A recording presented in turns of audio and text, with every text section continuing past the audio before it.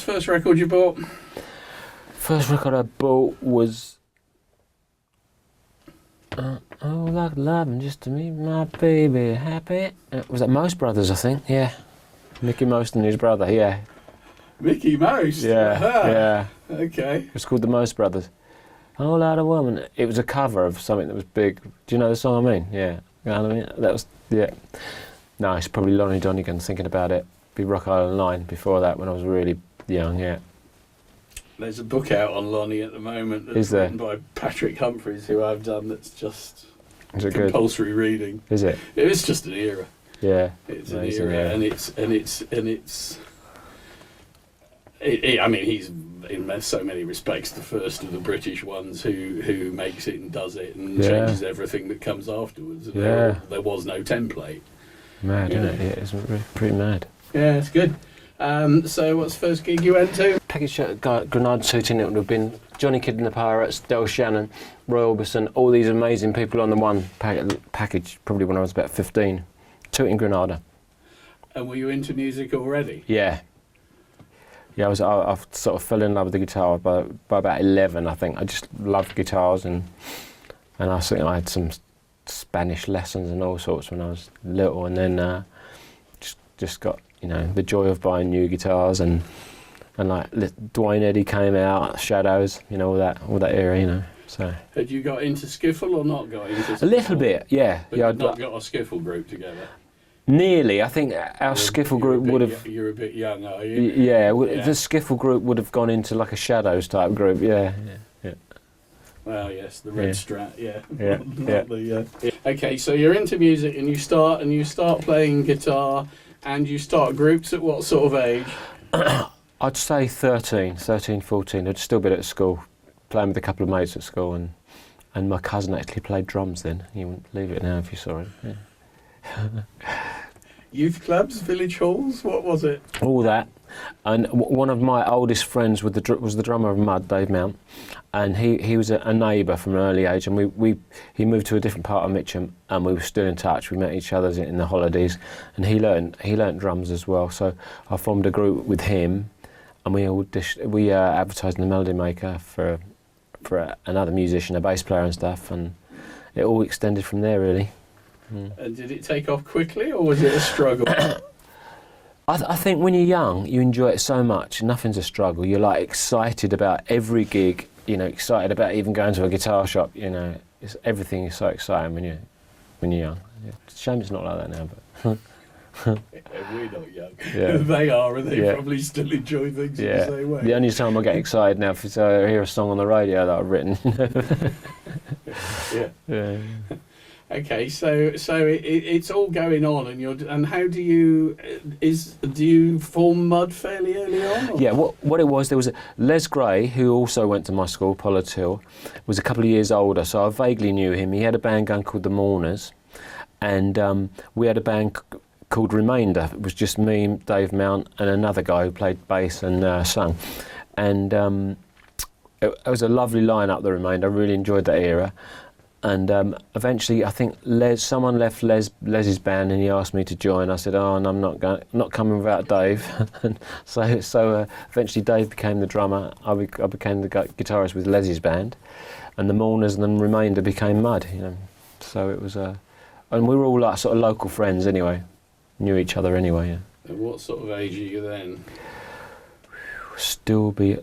I'd probably just about 17, 18, something. Right, yeah. Okay. Yeah.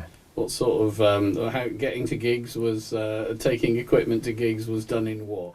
Earlier, I can remember going on the bus with amp and guitar down to Dave's to rehearse, and then later, my dad when we were just a three-piece, my dad got conned into driving us everywhere, and he loved it. He was the roadie, my dad. I think he had a lovely era at the time, and I can remember our drummer being sick all over the back of his car and him going mad one night. From playing in a social club, too much booze, and then when Mud came together, some friends drove, and we had a guy who was a bit of a local mate and a manager and drove us. And we all took it in turns by then. We all driving a little Dormobile. Bedford Dormobile. Yeah, excellent. and that was always breaking down. Some hilarious times with that.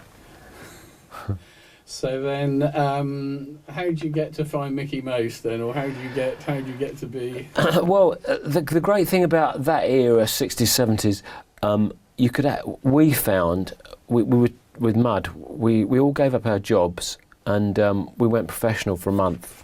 We got offered a Swedish tour, and I think a Swedish band came to the UK, and we went there. And then we gave up our jobs and said, right, we want to do this seriously. So we were probably about 19 then, 19, 20. And that from that tour onwards, we managed to get agents in the UK. We'd be touring all over the place. A lot of bands used to think we came from Manchester, but we didn't, because we were always up in Newcastle, Manchester, Scotland, everywhere. And we made a really good living before we were even known, you know, which there were loads of gigs out there then. And Mickey, I think it was a Northern agent, said this band's amazing live, you know, because we used to muck around and all stuff live. And Mickey came to see us, and Chin Chapman, and that was it from there on, you know, really. So you signed to them at the tender age of 19 or something, did you? Probably more like 23, 24, okay. Yeah, 20, right. Yeah, early 20s, yeah. And what's the operating system with Chinny Chap then? What I did forget to mention, Yeah. before that, we won, a couple of years before that, we won a Silver Blades competition, which was a Streatham ice rink. We won 500 quid and supposedly a recording contract, and that was with Feldman's Music, that were a publisher. And we had about a couple of records out with them on Philips and CBS at the time. And then, so we did have a couple of records before the Chin Chap era. As Mud? Yes, as Mud, cool. yeah. We had a thing called Flower Power, which I wrote, terrible song. And a thing called Shangri-La that Mickey Anthony wrote. A couple of things we had. In what sort of idiom were those? Very pop, sort of pop. I mean, Flower Power was obviously a little bit folk rocky pop. Shangri-La was much more White Plainsy sort of thing, you know. Yeah. Okay, so then you meet Mickey Most and the Chinny Chaps, and off you go. And they. Yeah. So do they bring you songs? Yes. So what happens? Mickey saw us about a year before Chin Chapman got introduced to us, and Mike and Nicky came to maybe a gig in Nottingham, and saw us and loved the vibe. Les used to do an Elvis impersonation. They saw that, and that's how Lonely This Christmas got developed. Dishes of Muckabout in the middle. They loved it. They said, we're going to write you a hit, and they come up with Crazy, and that was that for a few years. 3 years. You go in the studio with them, and do you go in the studio, or is it session musicians? The first two were session musicians, but we had to play out everything ourselves for Top of the Pops in those days, so we had to remake Crazy, so we could do it, Crazy and Hypnosis, but and they were sort of top 20, those two, and then from the next one, which was Dynamite, we played everything. Mike sort of became a fifth member of the band. He played rhythm guitar, and from then on we played on everything, from Dynamite, Tiger Feet. Sorry, okay, so let's just do session musicians, because I'm really interested in session musicians. Yeah. So, having filmed Big Jim, and I've done I went to Big Jim's funeral a month ago. I didn't know when it was, and didn't know him that well, but I'd filmed him a year or so before, which is... do you know Marty Wilde sung at the funeral and stuff? Yeah, I heard. So, do you know who the session musos were? Were you there? Yes. No, we weren't there. Pip Williams. Have you heard of Pip Williams? He went on to produce Quo, I think. Pip. He was an arranger. He played guitar on those first two, and I think he was the drummer from Dave Mattox played drums. He was in Fairport, wasn't he, at one point? He was quite a well-known session drummer. I did meet the keyboard player, but I can't remember. It's probably Rick Wakeman. No, it wasn't. It was. Yeah. But no Mattox, I know, because I know all the Fairport lot. And we got to know Pip very well later. He produced the album after we left Chinny Chap, Private Stock. He got involved then. So basically, doing those. You go in and do the backing vocals, or just leave. We do everything, yeah. And Mike Chapman would get involved in all of it, yeah. So you mean the session too, yeah. Yeah, the session on the first. Yeah, we did all the vocals, yeah. Just the tracks were made, yeah. And is that all done in a 3-hour session? Is it any more complicated? I've got a really good quote from Nicky Chin. what we spent a whole day on Tiger Feet, and we were allowed to write our own B-sides. He said at the end of the day, right, we've got 15 minutes to make this B-side. I think we've got that on tape somewhere. It was probably hilarious. Rock Around the Clock is the outtake of them having spent all of the session trying to do the A side, and they do Rock Around the Clock. I think it's one take. It might have been two. No, I think it's one take. Everything's probably live and vocals all at once then, was it? And it's slightly distorted because there you go. But it had a vibe. There you go. Yeah, it's just mad, isn't it? Do you think you learned from them? Do you think it's? Oh yeah, so much. It's really weird. I saw Mike Chapman at ASCAP about 2 months ago, and like, because Dave's died, Les has died, and Mickey's died. You know, it's like so emotional. He was like crying. Was sort of, oh yeah. But Mike was brilliant. Yeah, he would come along. He just strummed. He couldn't even play a bar chord. All those songs were written on like a 2-track tape recorder, and they had the demos. And he would come down and routine us and strum away, and I'd do all the licks, and he just like kick us into shape. Really, he was brilliant, Mike, in his day. Yeah, and he went on to do some fantastic things after that as well. Yeah, no, I really quite like all that era of knocking out hit. I was brought up in Somerset, and it's not London, and it's all about whether the song works or not. It's just a song. Yeah, it's a song, yeah. And if the song makes everybody get out and dance on a Saturday night, that's a good song. Yeah. I mean, Tiger Feet, I still to this day don't know what the fuck that was about. And I've got a manager now who analyses every lyric I write, and what do you make of Tiger Feet, Brian? Because I didn't fucking understand it then, I still don't now. There's no meaning or anything, it's just a good time sound, you know. Yeah. Yeah, I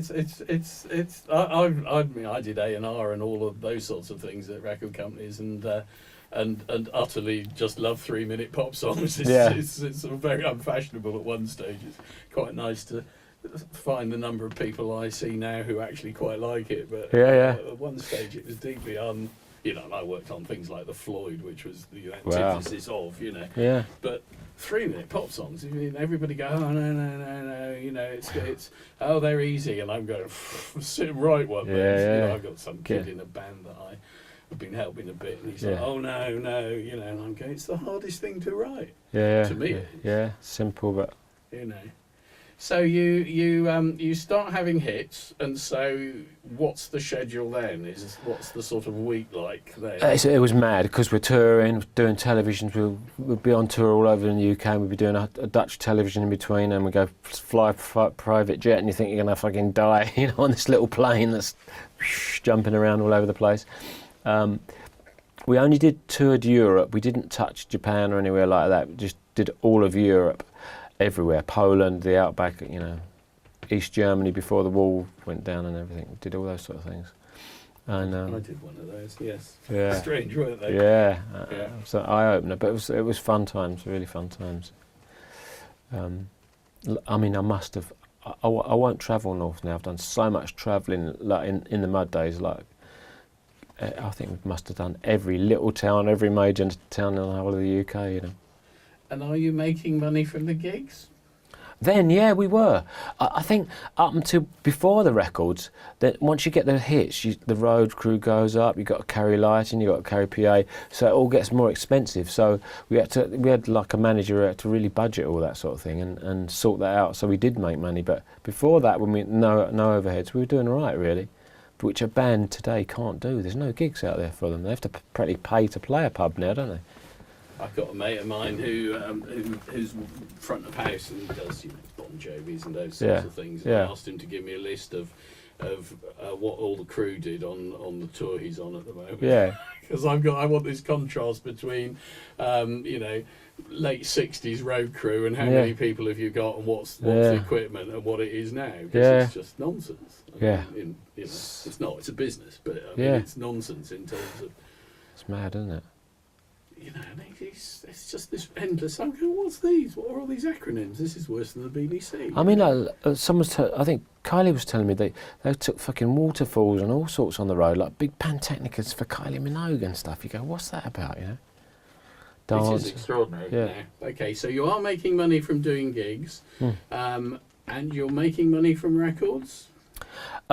We were on not great points, but gradually, yeah, little bit filtering through, and we were just writing the B-sides in the early days, you know. So, Well, they let you write the B-sides. Yeah. That's impressive.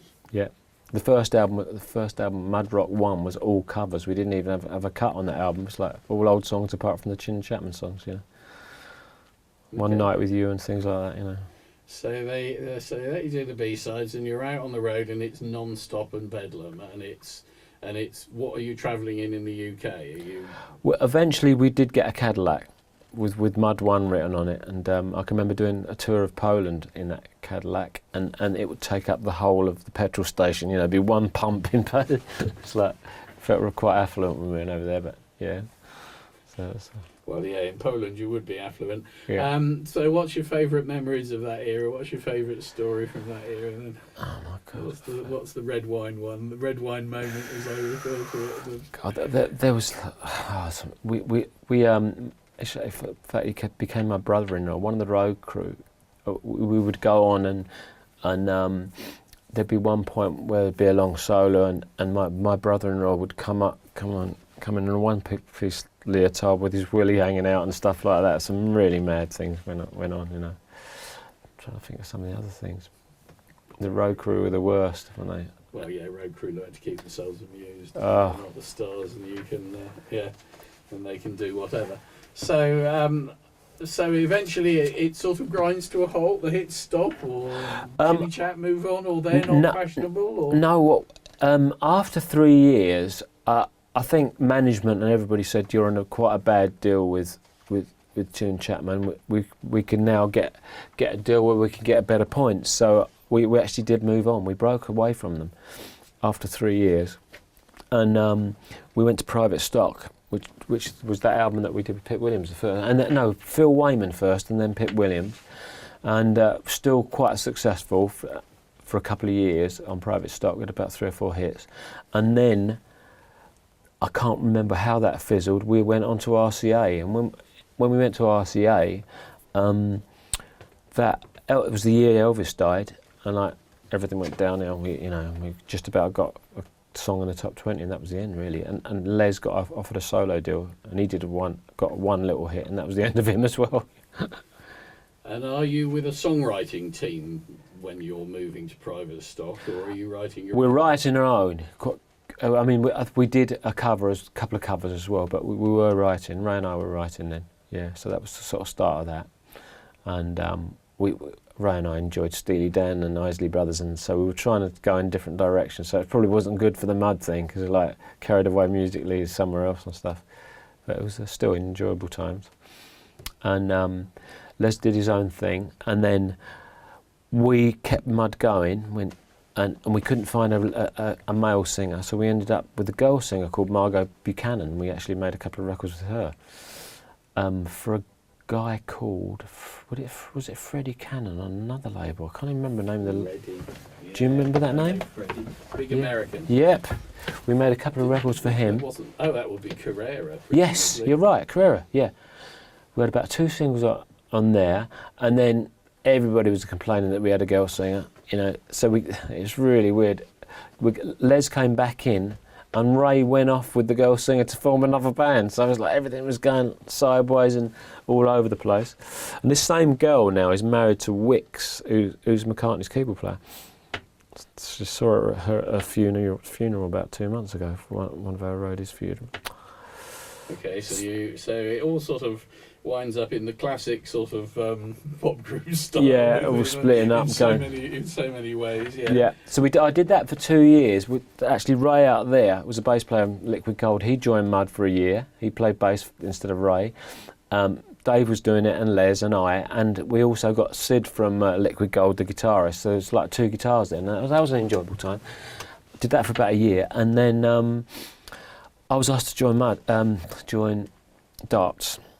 So what pulled that off? Darts was sort of quite happening, and they had been offered 2 American tours. I thought, I've got to do this. I've never been to the States with Mud, so I went. I did that audition for that, and that was fun. And that was another 2 fucking mad years. They were totally mad, that band. First gig I did with them, they put a dead rat in my guitar case. They all go fishing like 4 o'clock in the morning. Some mad things, yeah. And what sort of venues were they playing? Similar, some of them stuff we'd done with Mud, some of those venues, and also did an Irish tour, which was completely mad.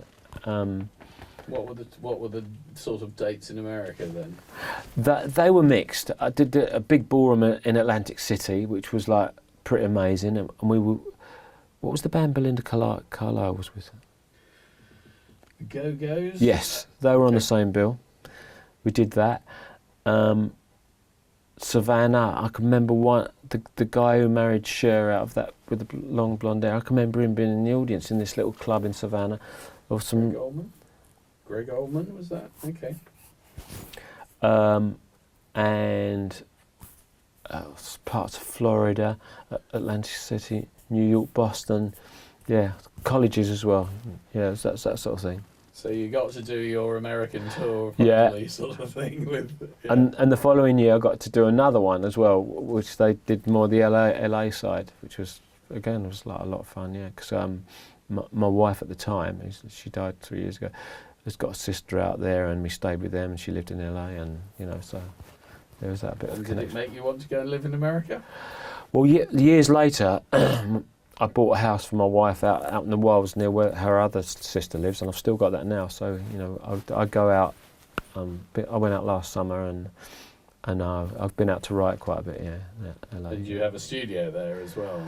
No, I mean I'll just take that. It's all in there now. It's all in there. Yeah. Do that in a hotel room. Changed, doesn't it? Yeah, it's incredible what you can do now. Yeah.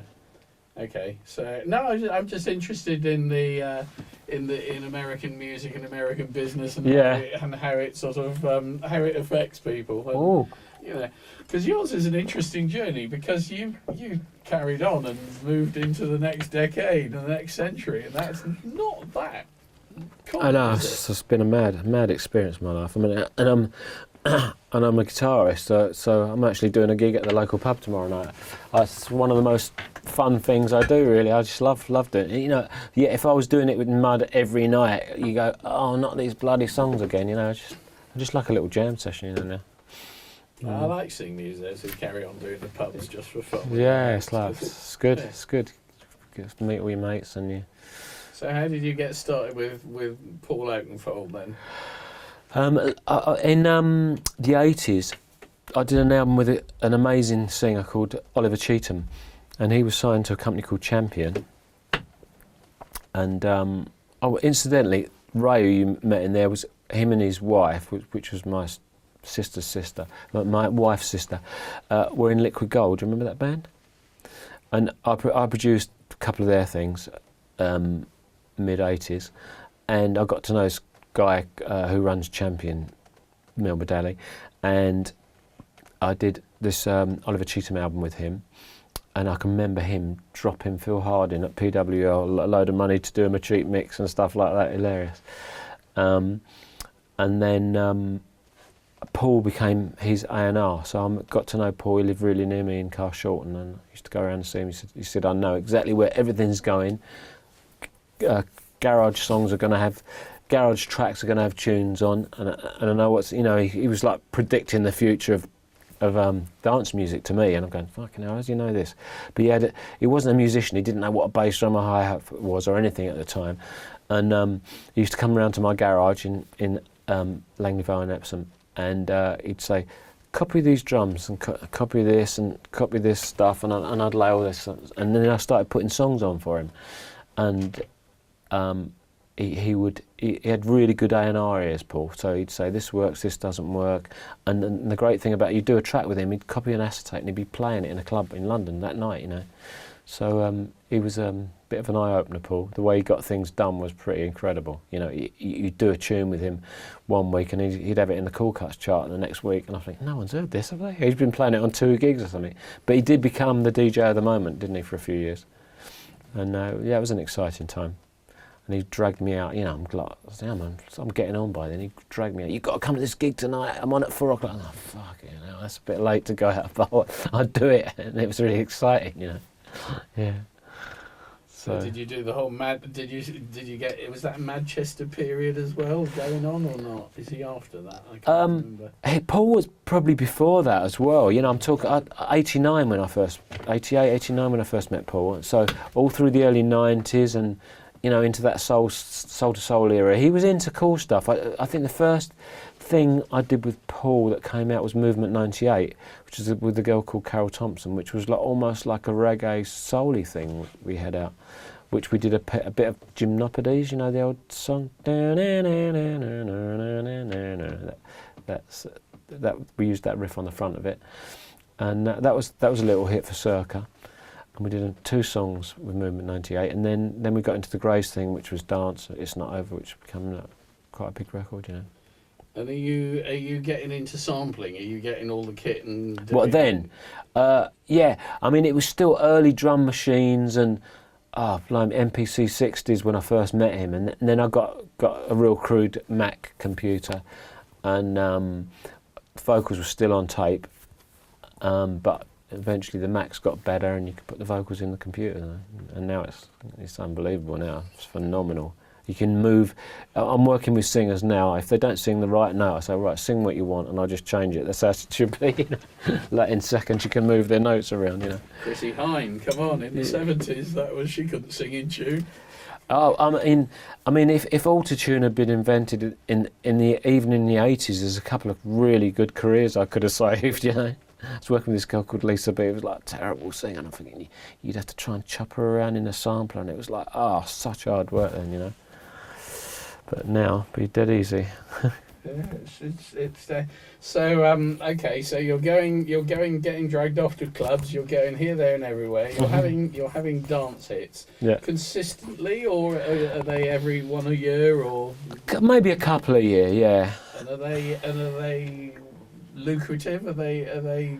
Yeah, I mean it was building, and I think I was signed to EMI Publishing around that time, and it was looking good. And then I signed to MCA, that became Universal, and up till 2000, I was getting things out with Paul, Gray's things, and then 2000. I got hit with Toca's Miracle, which was #1, and Groovejet, both in the same year. So I had 2 #1s. Just as with Groovejet, I wrote the top line, and Toca's Miracle, we did the original vocal over our own track, and then that vocal got taken and put over another track. You know, do you know the story behind those 2?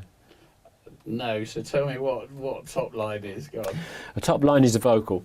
So I'd written the top line to Toca's Miracle over a track that I did with a guy in the States called Victor Imbres, and that came out on Positive, and it was got about 28 first time round, and then someone took that vocal and put it on a thing called Toca Me by Fragma, and that was my vocal over their backing track, and that was #1 in 2000.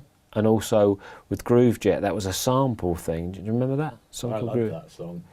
Yeah, and that was Sophie Ellis Bextor. Yeah. So, I wrote the chorus on that, and so I got in on that way. And then Sophie did another tune with her, which got to about 3, I think, the following year. So I got to know her. And so if you're doing a thing like that, how does it? It sounds very bitty. It doesn't sound as it does. At the time, I had this amazing publisher at Universal. I think was it still MCA? No, it just become Universal around 2000. And she would say, "This track is massive. You have to write a vocal over this," and that's what happened with Groovejet. So I just put a demo singer on with some vocal ideas, and that came out the following year. And I'd get a few things she'd asked me to do like that. And so I had a few little hits in that area, just writing vocals, but, I preferred doing the track and the whole bit myself, really. So when she says the track is massive, what's she got then? Well, what it was, there was this Italian DJ had put a track together with samples. I think it was some samples from some mid-80s R&B stuff. And guitar samples, drums, and he'd just put a drum machine over a track basically, and this track was going down a storm in the clubs. He was playing it out, and other people were, and she recognised the fact that if it had a vocal on it, it could make it really big and cross over, you know, because the track had such a big following anyway. And that's how that got in. So then you get given the backing track, or on vinyl or on. Oh, you just it wouldn't. It probably on CD. Yeah, probably wouldn't even been MP3 then. Yeah, and I'd throw it on the tape or whatever I had at the time, and no, it wouldn't have been. It'd have been a crude Mac then, I think, throw it in a computer, and I'd just mess around with loads of vocal lines, you know. And then go back to her and say, I've done this. Yeah, I'll just send the CD, I'll take it into the office and just go, oh, I love that, I'll send it to the record company or whatever, you know. So 4,200 samples on it that somebody's got. Exactly. I think, yeah, I think I ended up with about 18% of the song on that one, so that was shit really, but it was great for my ego and great for the, you know, fact that you got #1 and stuff, you know. So, the same with Talk of Me. I think because I'd done the original track with another guy, I did the whole vocal on that. I should really have got 50%, but I ended up getting 25% of that one, you know. But then the next year, I did Can't Get You Out of My Head with Kathy, which we produced, so we got 50% of everything across the board on that. So that was. So how did that come about then? So had you been working with Kylie before? No, not Kylie or Kathy Dennis. I think Simon Fuller. Made her come down to me. It might have been a Universal connection, and she came down for a couple of days, and that was the second song I wrote with her. Can't Get You Out of My Head. Yeah, down to my house in Epsom, which is like 7 minutes from here. Yeah, and about a month later, after the record company loved that, they said, write another one with Kathy. We need a follow up. So then we did Come Into My World, which I got a Grammy for. You know. Yeah, so that was quite a productive time. That was the end of round about the end of 2000. Can't Get You Out of My Head was written. And is that the first time you've been asked to write with somebody else like that, or have you done? Oh no, I've been doing co-writes for a long time. Yeah, like loads and loads of co-writes ever since I've been at end of my EMI period and Universal. Yeah. So how do co-writes start? So the publisher sorts it out? Yeah. If you're published by Universal, are you then sort of saying, okay, we'll take two of our writers and stick them together and see what happens? All sorts of things happened like that. I'd get, Ruth would sort of say, oh, we've got a big American writer coming in next week. I want him to come down to you. You know, what days you got? Oh, she'd go through my manager and the writer would come in, and it would work like that. Or someone would get in touch with my manager and say, we've got so-and-so available to write, you know, that's how it works really. And I try to find out what's their strong point, and I quite often get my manager to say, oh, send me some stuff that this girl's done or this guy's done, and let me know, and I can put some tracks together, backing tracks. And do you do lyrics, or I do a bit of everything, which is like gives me a bit of foresight. Because if I have a top line girl writer, and she's not that strong, I'm thinking, that's not good. I could have done this on my own, you know. Yeah. So I like someone who's a bit tasty to come in, you know, who's preferably a good singer as well, because I haven't got a great voice. So if you know, guy or a girl, if they're a good writer and a good singer, that's a really big bonus, you know. But I have done sessions where I've gone off to write top lines, you know. But I prefer to do it all here now, really. It's much more fun when you do the track as well, you know. So when you go off, you'll get booked into somebody's session and just go and do. Take vocal ideas, yeah. I'll keep loads of lyrics, and you know, yeah. And in those days, as I said earlier, I would get sent backing tracks, and could you come up with the top line for that and this and that, you know, yeah. But I'd make sure, however good or bad the track was, I'd find out if it had a bit of profile in the clubs. If it was like really popular, the track, then it's definitely worth writing something on, you know. And more important than whether you like the track or not. Much more important. That's an extraordinary change, isn't it?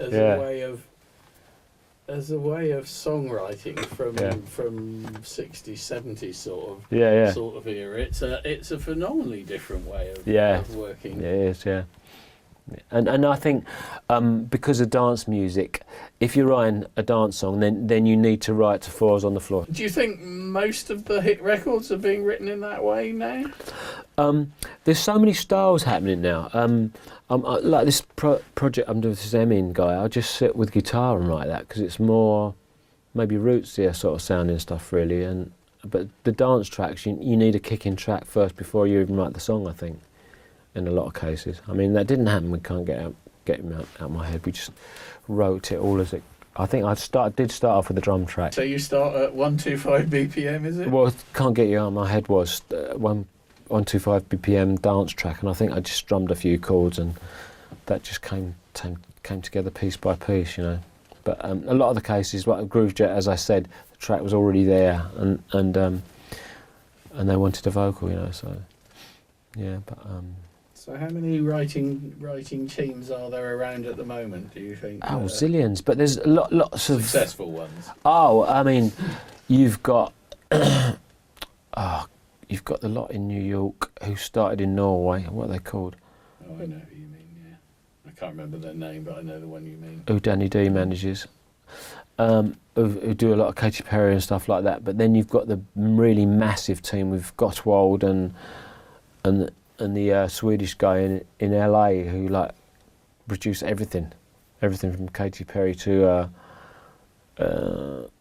oh God, even now singer girl's been over there.